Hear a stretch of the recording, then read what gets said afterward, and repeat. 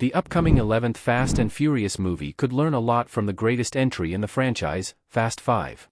While the first 4 movies in the series were enjoyable action films, Fast 5 acted as a turning point in the franchise, completely reinvented the series, and contributed to its incredible longevity.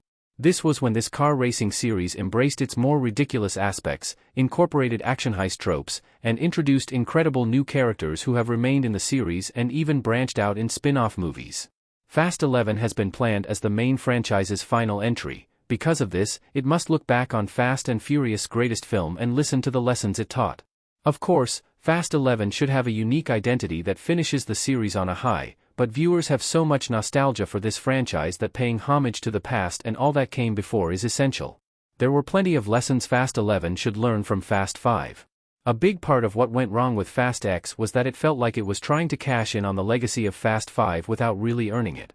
For the 11th installment, it's important to strike the right balance between reminding viewers why they loved this franchise and only including relevant things that contributed to the story. One example was the flashback in Fast X, where Dante Reyes was shown to be in the epic climatic Fast 5 car chase, which just reminded viewers how far the franchise had sunk since those days.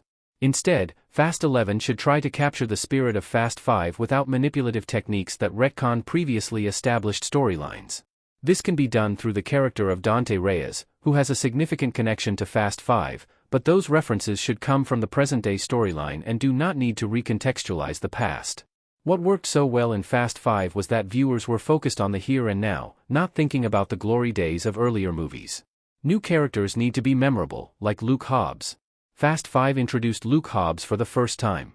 One of the most significant things that Fast 5 got right was the introduction of Dwayne Johnson as Luke Hobbs, a character who has remained in the series ever since.